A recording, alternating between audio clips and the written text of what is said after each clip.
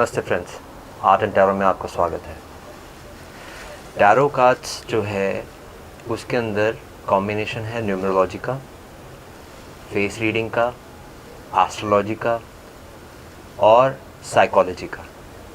तो जब भी हम टैरो कार्ड्स रीड करते हैं उसके अंदर ये चारों एलिमेंट्स जो हैं वो आ जाते हैं। एक अच्छा टैरो रीडर जो है उसके अंदर साइकोलॉजी की अच्छी उसको नॉलेज होगी और वो न्यूमरोलॉजी के पॉइंट्स भी जानता होगा, और वो जिसके लिए रीड कर रहा होगा वो फेस रीडिंग से उसको बहुत सारी उसको ऐसी चीज़ें पता चलेंगी जिससे वो दूसरे को हेल्प कर सकता है। तो जब भी हम टैरो रीडिंग करते हैं हम इनका एक कॉम्बिनेशन जो है साथ लेके चलते हैं। आपकी नॉलेज जितनी एक्सटेंसिव होगी, जितना आप जानते होंगे, उतना ज़्यादा जो है आप इसके अंदर इन्वॉल्व हो पाएंगे और दूसरे की हेल्प कर पाएंगे। Because eventually tarot is all about helping the other and getting to know oneself, and in this process you help the other also।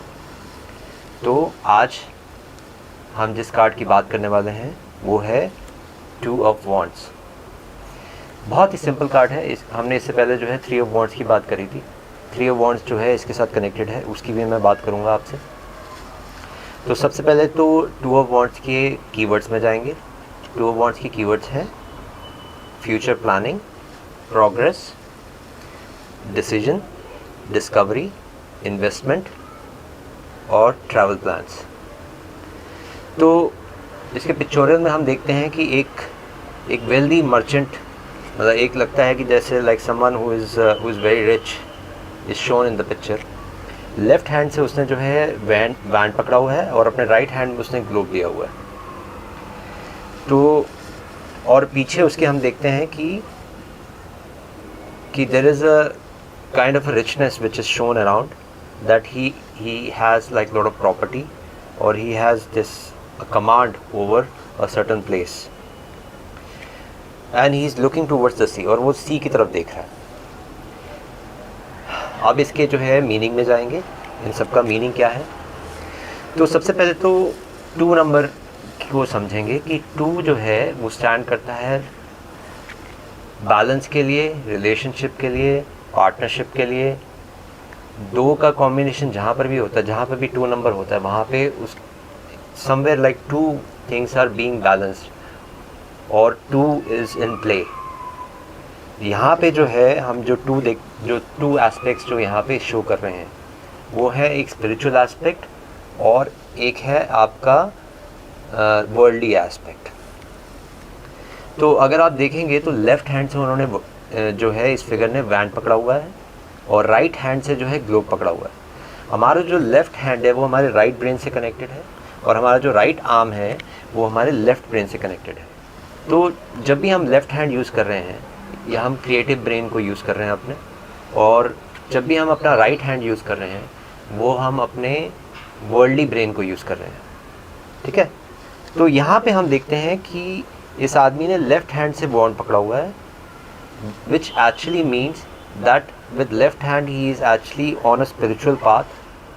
He has intuition, he has inspiration, he is actually on the path of finding himself. That is what the left of the wand stand for, and it's just pure energy which he is holding. Right से हम देखते हैं like he is holding the globe, and now the right hand is actually connected to the worldly brain, और यहाँ पे हम देखते हैं कि वर्ल्ड ही बना हुआ है, which basically means that at the same time being spiritual also and he is also in the world also.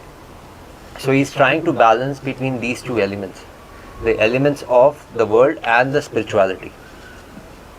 And जब हम वर्ल्ड की बात कर रहे हैं तो because he has these desires inside to achieve, we can almost say that he is a man of vision। ये जो आदमी है ये इसके पास एक ऑलरेडी एक विजन है। उस विजन के अकॉर्डिंग जो है वो उसने अपना पूरा लाइफ को प्लान कर रखा हुआ है। जिस तरह से वो सी की तरफ देख रहा है, वो सी की तरफ जो है एक इन्वेस्टमेंट के पॉइंट ऑफ व्यू से देख रहा है कि like that he wants to start something new. He has this plan which is sitting inside of him, he just has to give it a गो।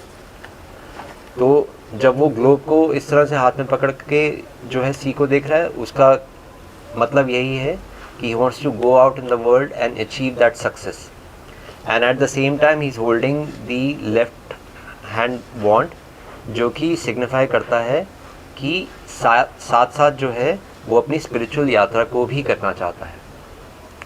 सो अगर हम 2 ऑफ वॉन्ड्स की बात करेंगे तो इसके अंदर जो है हम बात कर रहे हैं a balance between spirituality and world, a spiritual journey and a worldly journey, दोनों की सिग्निफाई किया जा रहा है।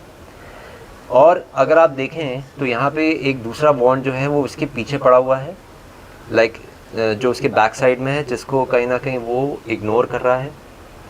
और आप इसको थोड़ा सा ध्यान से देखेंगे, समझेंगे तो इसको भी समझ पाएंगे कि जो राइट हैंड में जो है he is holding his desire, and till the time he is holding his desire he will never be able to be completely spiritual. क्योंकि वो जो दूसरा बॉन्ड है वो जब तक कि वो दूसरा बॉन्ड भी अगर हाथ में नहीं आ जाता, unless until you start exploring God with both your left brain and the right brain, कि your mind should be able to help your heart to achieve God। अगर हार्ट अपने लेवल पे जो है गॉड को पाने की कोशिश करे, it's easy, he can achieve it, but still he will have to face lot of difficulties। लेकिन अगर यात्रा जो है, अगर राइट जो है उसको हेल्प कर दे, अगर उसको वर्ल्ड उसको हेल्प कर दे, तो स्पिरिचुअल जर्नी जो है बहुत आसान हो जाती है। तो एक आगे की एक स्थिति, एक हाइपोथेटिकल एक स्थिति एक जो है इसमें इस कार्ड में बनती है कि एक टाइम ऐसा आ सकता है कि ये आदमी जो है अपने डिज़ायर को जो है he kind of he can let go। So there is always a possibility that he can hold the other wand which is there on the back side of his। तो कार्ड के अंदर जो है simple सा message यही है, it's a card of vision, it's a card of gathering strength and going out in the world and proving what you can do and investing yourself into it. हम देखा जाए तो it's a very beautiful cards, and इसके अंदर जो एक message आता है, एक ओशो का मैसेज है जो कि बहुत इसके साथ जो है मैच करता है। ओशो का मैसेज है जोरबा द बुद्धा। ही सेज कि उनके जो सन्यासी होंगे वो जोरबा द बुद्धा कहलाएंगे। जोरबा जो है अगर हम बाहर की जगत में देखें, he is someone who is a very pure a worldly being, और बुद्धा को देखें तो he is someone he is purely belongs to the inner world. जब हम जोरबा और बुद्धा को कंबाइन कर देते हैं तो एक नए आदमी का जन्म होता है।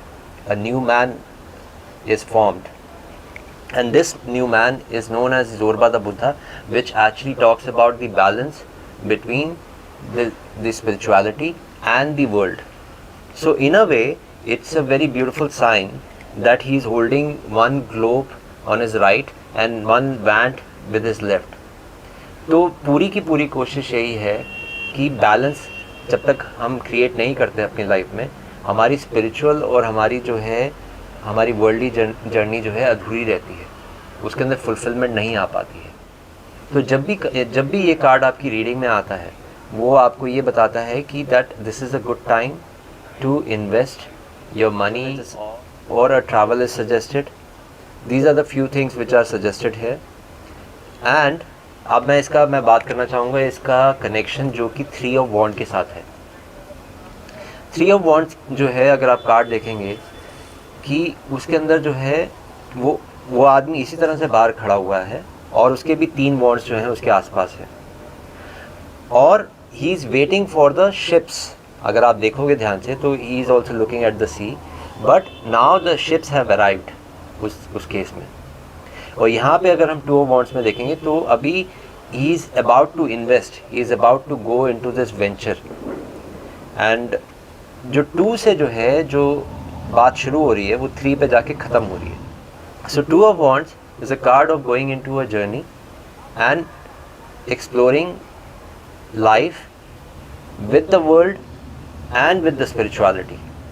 It is about having the courage to start the process of realizing an idea. It is about planning, research and investing. This is what the 2 of want stand for. तो इस कार्ड की रीडिंग बहुत ही simple है, इसमें ज़्यादा कुछ बात करने को नहीं है। एंड जो भी इसके की पॉइंट्स हैं, जो एलिमेंट्स हैं, जो बात की जा सकती थी, वो मैंने बात कर ली है। तो इसी के साथ मैं इस वीडियो को एंड करना चाहूँगा। एंड आशा करता हूँ आपको ये वीडियो पसंद आया होगा। I will see you in my next one. Thank you so much for watching. नमस्ते।